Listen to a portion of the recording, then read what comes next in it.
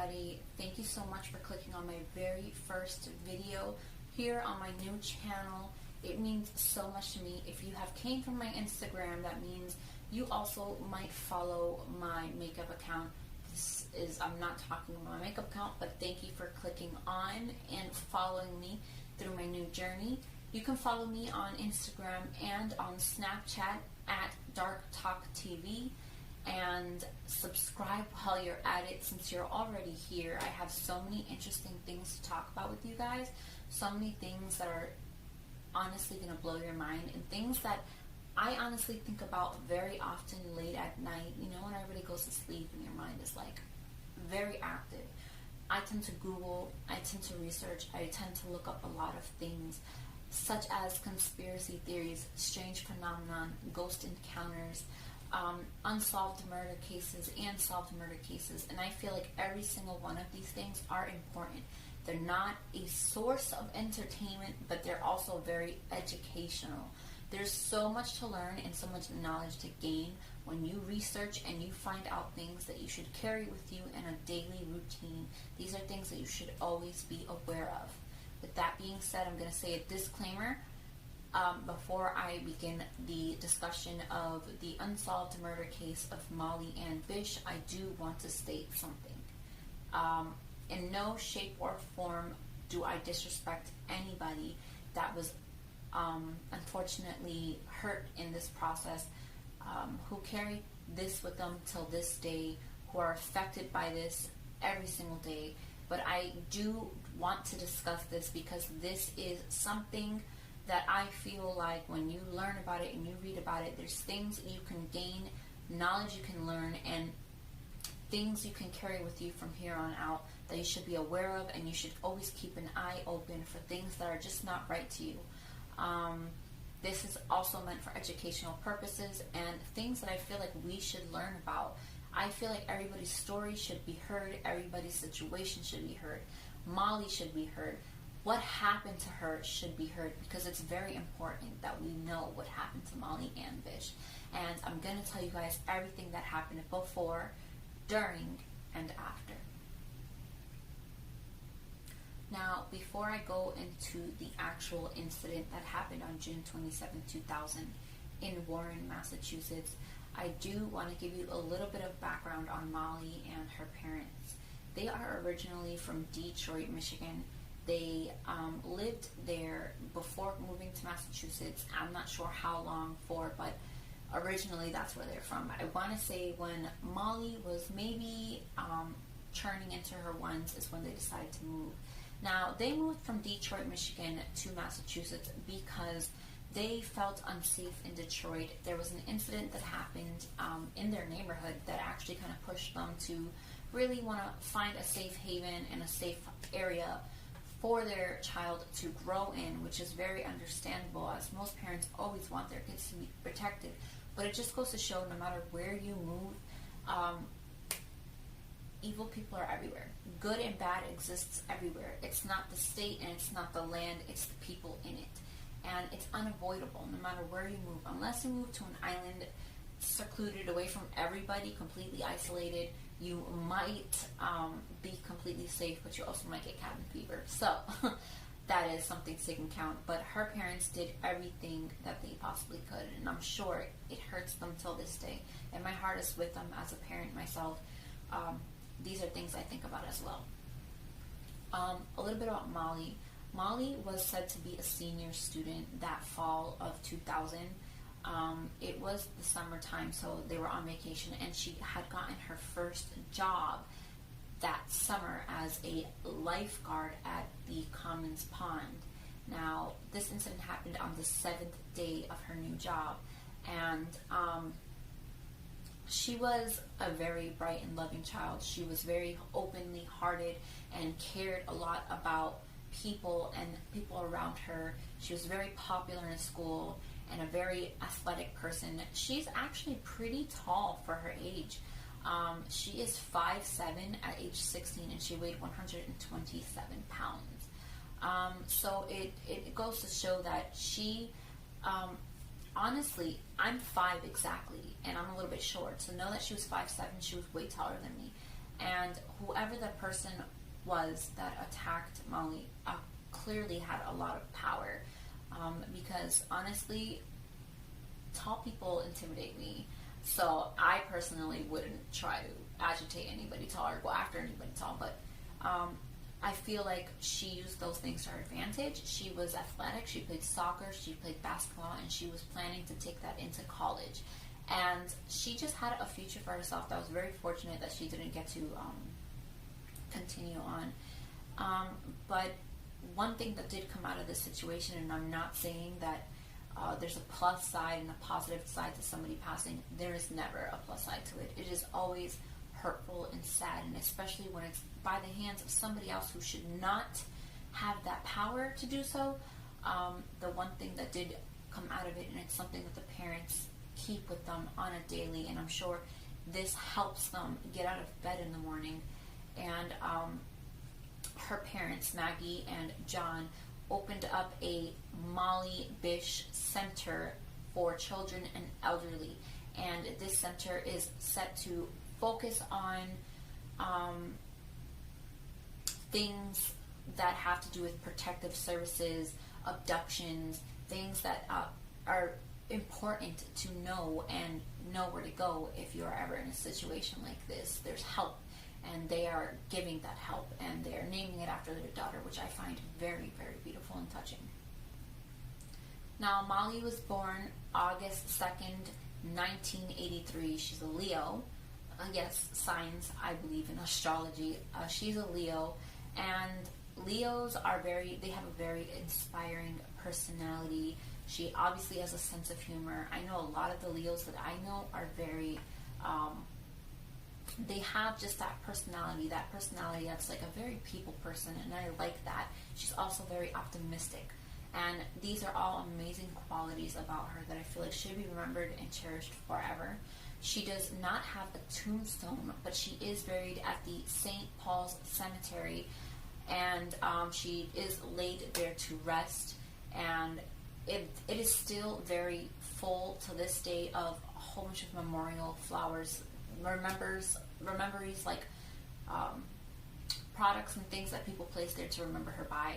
And in this video, I'm going to be placing photos, which is why I made sure like there's a gap here so that I can place a decent sized photo for you guys. And I'm going to try to be as imagery and explained things as possible so you can get a very good image in your head. But leading into what happened. So that's what happened a little bit before the incident. You know a little bit about her background and how come they came to Massachusetts. So on June 27th, 2000 is the unfortunate day that Molly met her fate. And if I look down, it's because I spent the last 2.5 days researching, gathering information, typing them up in an order. That way I had all of it in front of me. I did not veer off track, and I stayed on cue and on the timeline order for you guys. Now, like we said, it's the summer, so it's June 27th, so a lifeguard, she's at a pond. This is Commons Pond. I went there when I was a kid one time because I am from originally Massachusetts, but I live in Florida now. And Commons Pond is a isolated pond. It's in the middle of the woods. There is one opening that goes directly into the water, and it's nothing but trees all around, completely submerged into the woods. So if you could imagine, it's one of those type of areas that's quiet. If not a lot of people around, it's kind of a very, you want to look over your shoulders kind of thing, because it's just so quiet. And it kind of feels like the trees are watching you even. And it's crazy to think, but that's how I would feel in an isolated area. I've walked through the woods by myself once in Bethel, Florida, where my mom was, and she was literally in the woods. And I walked through the woods hoping to see a deer, because there was a baby deer that came off into our backyard. And just the feeling of it is scary. It always feels like somebody's watching you. So I can't imagine that day it being quiet and no one being around to see it. But at the same time, as a lifeguard in a pond, and then in the summer, it gets pretty humid in Boston. So well, not Boston, but in Massachusetts, and for some reason I felt like somebody would have been there, you know. But leading into it, on June 27th of 2000, Molly's mom, Maggie, drove Molly to work. It was a normal morning. Everything seemed to be okay. There was no one there when she dropped Molly off. So I'm sure her mom just went about her day and didn't think anything of it.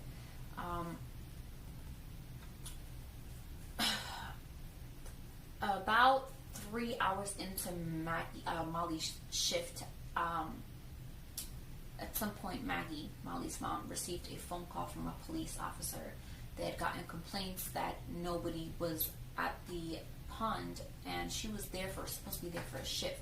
So of course red flags went up. Maggie's like, whoa, I dropped her off, I know she's there, that's so weird. So she gets in her car and she drives to the pond, and sure enough, Molly was not there. There was all of Molly's belongings were still at the lifeguard chair, and in the photo you can see that there is a single chair, which is the lifeguard's chair, and just a pond. There's not much to look around at. And at that chair, Molly's flip-flops, her lunch, the radio, the first aid kit, everything that belonged to Molly was still there. Obviously, Maggie, as the mother and very worried mother that she is, she calls the police. The police comes and they begin to search. They search in the woods. They searched all the area of the pond, but there was no sign of Molly, and there was no sign of struggle. To me, that's so odd, because you would think a girl who's 5'7", in my head, I don't know, because the murder is unsolved, so we can't pinpoint it on somebody. We don't have a description of them. But you, in my eyes, would have to be a little bit taller to be able to lift Maggie up completely and walk away with her without being a struggle of dragging or doing that to call attention. So there was no type of any sign that there was anything going on, any struggle. And that's just so odd to me. And I don't know if it's odd to you thinking about it, but it's very, very odd to me. But at the same time, you're kind of convinced because you know your child. Her stuff is still there. You know your child personally. They didn't run away. They didn't, at that moment as a parent, I immediately know somebody took my kid. Somebody took my kid, and I don't know how I personally would react. I probably would fall apart. I am a one and done mom, so I only have one kid. If something happened to Layla, I don't know what I would do. But the parents obviously, as any parent will, they're fighting and they're going to figure out, or they're going to do their best to try to find their baby. And so what they did was they created a website and an email chain, which they reached 30,000 people in search of their daughter. They even posted for a reward. If you find her, there's a reward. And I feel like that's very smart. Word of mouth is so important. Getting this case and getting the image of your daughter, everything about your daughter, at that point, you need to get out there. As enough attention as you can get is so important. The more people are informed about how she looks, what she was wearing, where she was last seen, any type of close place that you can imagine that she goes to or anything is important, people will keep their eye open. And that was very smart of them, was to start a chain to get it out there. So as you can imagine, for the whole rest of 2000, there was nothing but searching and talking and looking and investigating. And it was a trialing. I'm so sure it was a trialing the first year, because there's so much to go into finding somebody, and there's moments of despair, and there's nothing you can do but go out there, wake up every morning and look and look and look. And I'm sure they looked their heart out. I feel so bad. But unfortunately, for a while, there was just nothing they could do. So in 2001, Maggie decided to open up a little bit more. So sometimes, and this is why I want to share this story, is because this, what I'm about to tell you, I feel is important. Sometimes in life, we meet people and they have an aura or an energy about them that you can just read. Sometimes you can enter into a room and immediately feel uncomfortable by someone or some presence there just by what you feel, and that's called intuition. And intuition a lot of the time is probably right. Your intuitions and your gut feelings about somebody is right. Sometimes energy is just beaming off of somebody. One time Molly said from one of the days that she dropped off her daughter, there was a man sitting in a white vehicle, and he was just parked there at the entrance of the pond. He just was sitting there staring into the pond area, and Maggie's mom said she felt uncomfortable when she saw him.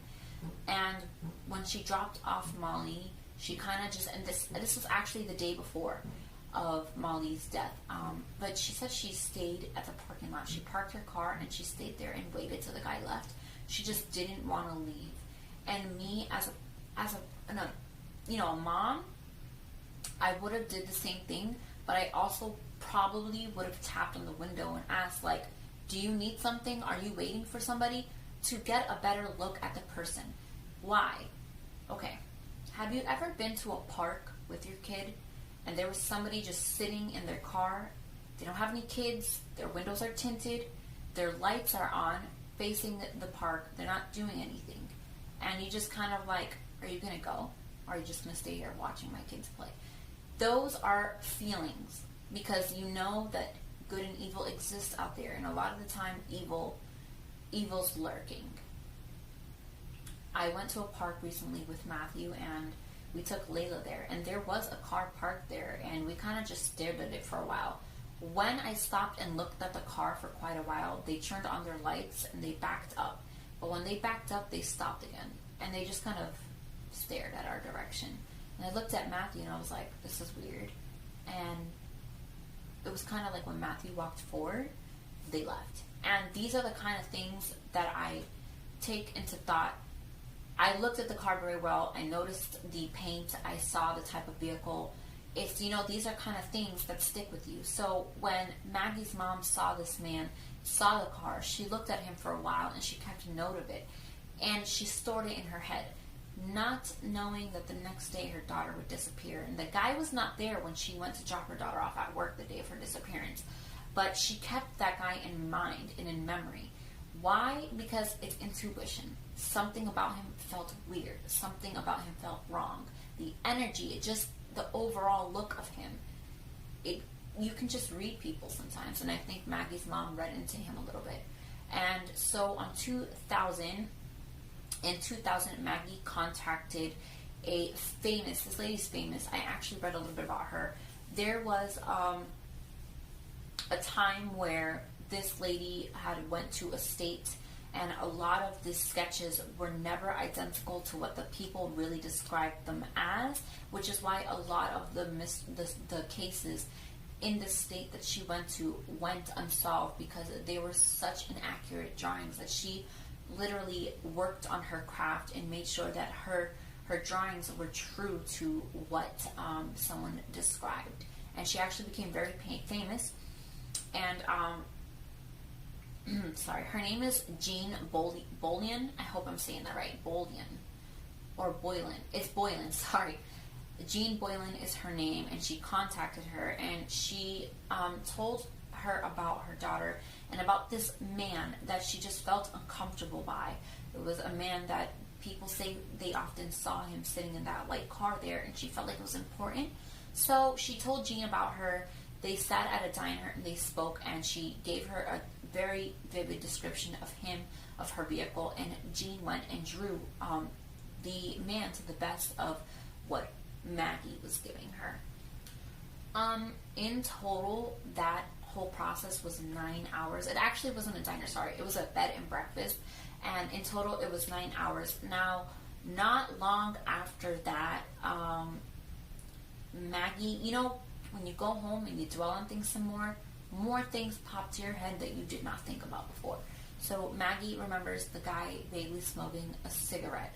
And so when she contacted Jean decided to make an image of him without a cigarette and with him smoking a cigarette. Sometimes these small things are important. The way someone looks when they smoke a cigarette, it changes in appearance to them. It's something that you'll remember. It's something that when you see that guy smoking a cigarette again and you see a photo, you can resemble them together, you know? So even small things like that may seem small are actually important. Now, Maggie really felt like that was the abductor. And I know a lot of people probably say, why? Just because he was sitting there? It was honestly the feeling you get, the aura that comes off of somebody. It's a lot of the times it's just not wrong, and it's an intuition, and especially a mother's intuition that is very strong. So Jean updated the sketch. She felt like the composite was very, very close to what Molly was describing, but unfortunately no evidence or nothing was found to link this man to Molly or to be 100% accurate that this is really who it is. But along the way, there's several other people who also are in question or might be a slight suspect in the matter. The day of Molly's abduction, there was a sand truck there that was loading sand, and he did report that the same vehicle and type of person that was in the vehicle was there earlier that day, but by the time Molly got to work, he was gone. Now, I'm assuming that maybe he parked there every day to get a memory or see a schedule of Molly to know when he should be there and when he should leave before Molly gets there.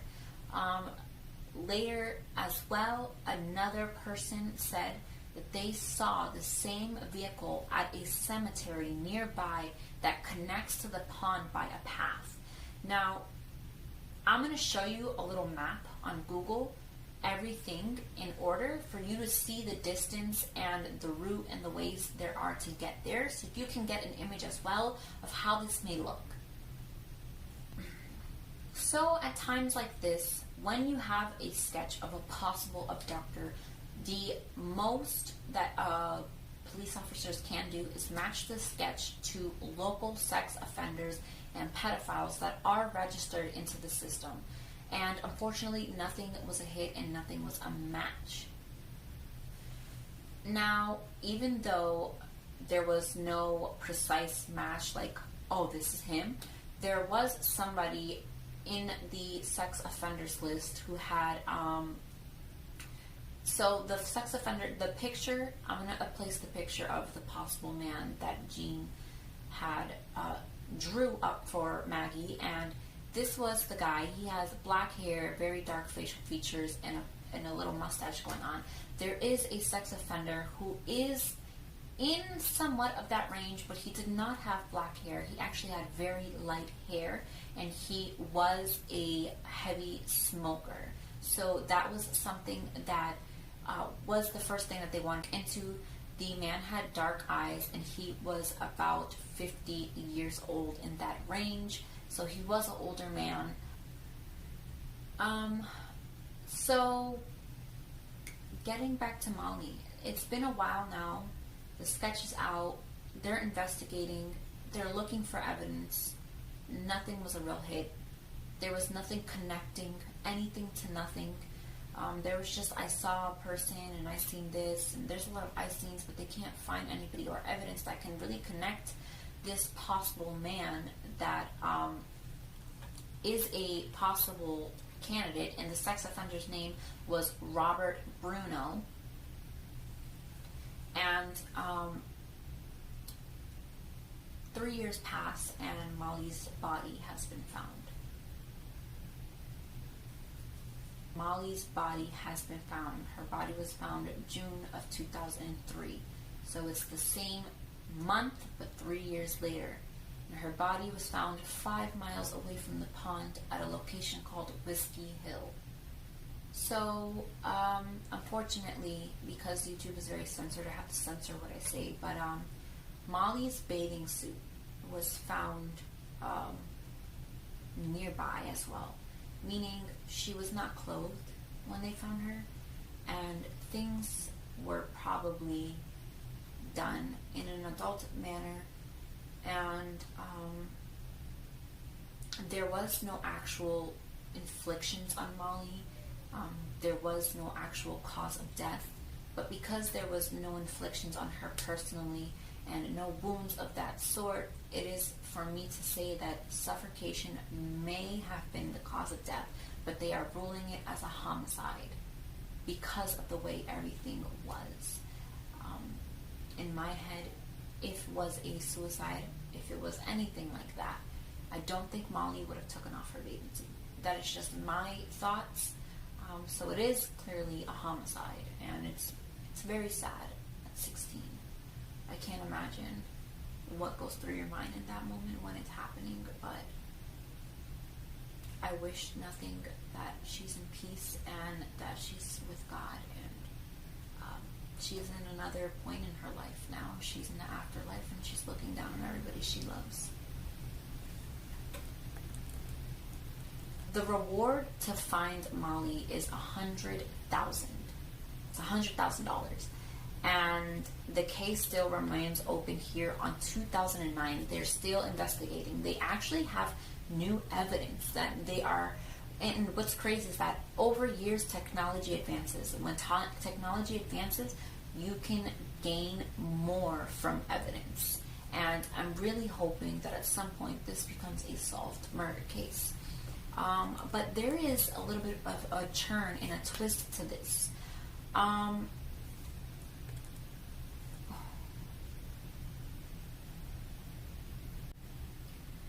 Now, there's a little bit of a side story in here that kind of gave me the chills when I heard it, because there was another abduction and a murder that's slightly connected to Molly. And the reason why I think it's connected is things are coincidental at times, but then sometimes things come together for a reason. Years before, I want to say 7 years before Molly passed away and got abducted, there was a little girl by the name of Holly Christian. I hope I'm saying this name right, but it's Paranen. I'm gonna post the name up here, and a picture of her. She was abducted and killed as well, in the area as well as where Molly was. And when Holly passed away, now let's get the names that are kind of weird.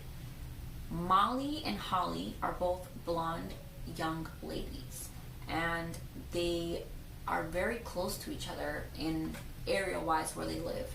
But when Holly passed away and Molly heard about it as a little girl, Molly wrote a letter to Holly's parents saying, "I'm sorry what happened to your daughter. I wish there was something I can do. I hope they find out what happens soon." And she just wrote a letter to the parents basically stating that she heard about the disappearance of this girl and she feels really bad for her. Now what's crazy is the same description of the man that abducted Holly and killed that little girl is the same person who killed Molly. Or it's the same description, which to me I feel like they're linked in a way. And it's so odd that Molly wrote a letter to Holly's parents about the death. And I thought for a second, what if the person knew about the letter, and which is why Molly became a person of interest, but never had a chance to do anything to Molly until she was 16. And these are things I think about. It's so crazy how years apart, not knowing years apart, Molly would become a victim to the same abductor. Now, going back to Bruno, as he is in question at this case for the investigation,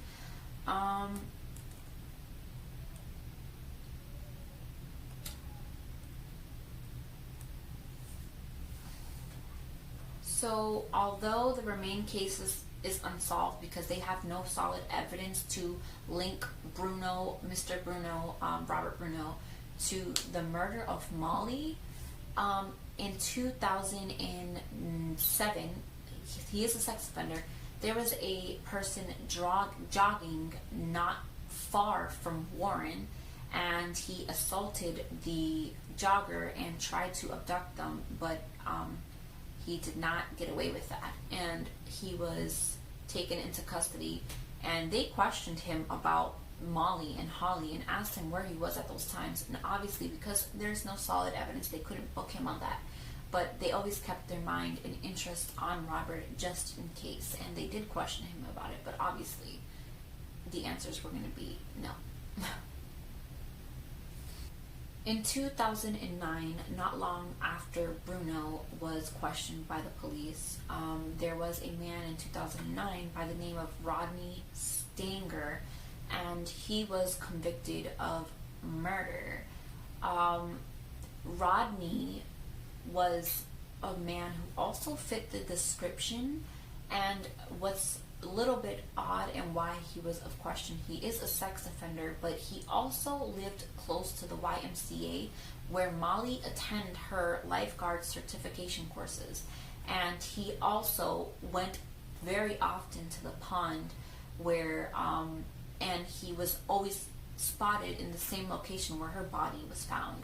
So that made him into question. And not only that, at the time Rodney's girlfriend actually put it out there that he himself might be linked to a lot of murders in Massachusetts. So there was an eye opened, but he was convicted to murder for other things. But unfortunately, like always, evidence is key and so important to win a case, and there was just nothing to link him to Molly and Holly, but he was questioned about them.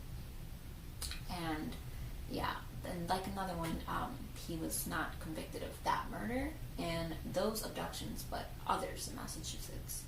So the last possible suspect that I was able to read about, his name was Gerald, and he was a suspect in Molly's murder because he was also located very often in the same area that Molly's body was found.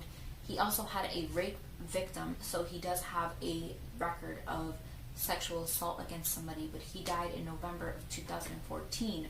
So if they had, because they have new compelling evidence, so if they were able to link the evidence to him, nothing much could be done. And as well to the other sex offenders, this was years ago, and they might be very older as it is anyways, but Gerald, he passed away, so I feel like regardless if they were able to link it to him, he's already gone, you know, which regardless, we still want that justice to be served.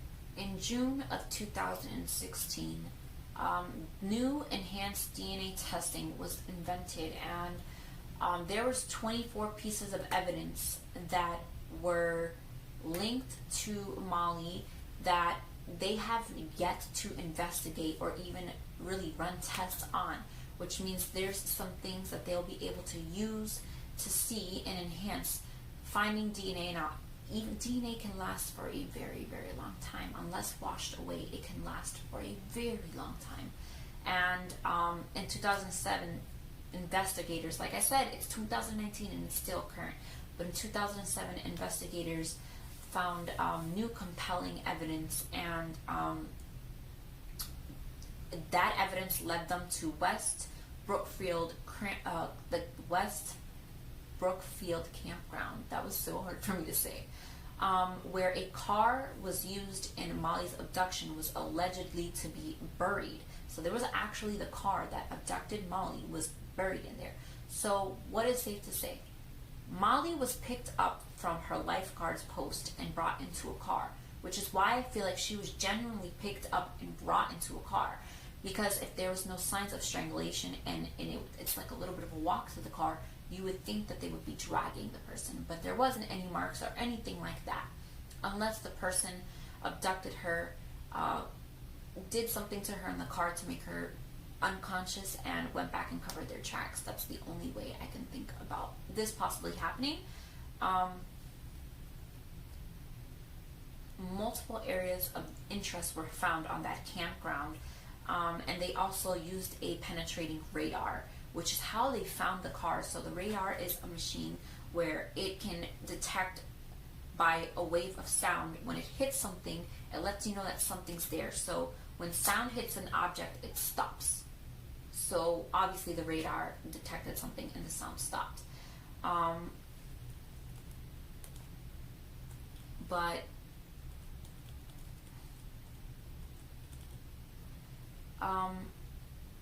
like I said, none of the persons of interest were found. The case is still unknown. The murderer and the suspect is still unknown.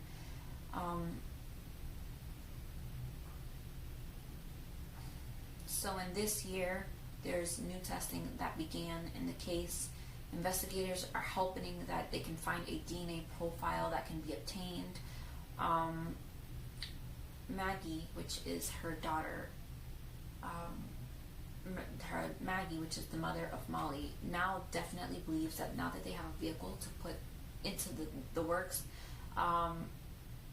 she knows 100% that that vehicle that she saw the day before was the kidnapper of her daughter. She did see him. She made eye contact with him. She said that they both looked at each other for several minutes, which caused her to sit there and wait till he left, which is so crazy because she saw the person. And it must eat her up inside every day knowing she saw the person that hurt her baby. And, you know, had she said something, had she took a note of it, had she stayed there again and stayed for days to make sure her daughter was always safe. These are things that I say when you feel weird about somebody or when you notice something weird, especially regarding to your kids, take every single precaution and safety measure you can. If you notice somebody weird, I don't care if I have shit to do the next day, I'm staying every single day at my daughter's job for the whole shift to make sure she's okay. If that's what it takes, that is something I would probably do, and that's what I gained from this. If I'm ever in a situation later on down the road where I feel uncomfortable about it, I'm gonna do something about it. And unfortunately, at least Maggie remembered the car. At least she remembered her face. And I'm hoping that with the new testing that they're doing this year, with new compiling evidence that they have this year, they are able to find something and put this case to rest and finally let Molly's name rest and let her be at peace. There is still a memorial there for her. You are able to send donations and flowers. I will post the link below where you can find this memorial for her. This is a picture I want to post of how decorated and how much heart and soul everybody put into the location of where her body was found. Let me get into that. Thank you guys so much for watching this video. Always be aware of your surroundings. Always protect and keep an eye on your children, and always make sure you download apps that they have for your local areas that can always tell you the local sex offenders and pedophiles and where they're located. Please keep in mind that this investigation is still ongoing and it is still open for any type of suggestions. The reward is $100,000. So please, if you go about your day and you see anything that might be of notice and close to realization that, hey, that's so weird, I heard something about it, let me, anything could work. Thank you guys so much for watching. Remember to follow and subscribe, because that way I don't have to personally go to everybody and tell them to watch my new video. Just click the notification bell and you're going to be so interested in what I have to tell you guys about the Dark Talk TV, both Instagram and Snapchat. Subscribe to this channel and leave a comment below. If I did get any information wrong, do correct me in the comments. Sometimes the internet is not easy to pinpoint and make sure that everything's 100% accurate, but I tried my hardest to get everything correct. Thank you guys so much for watching, and I'll see you in the next video.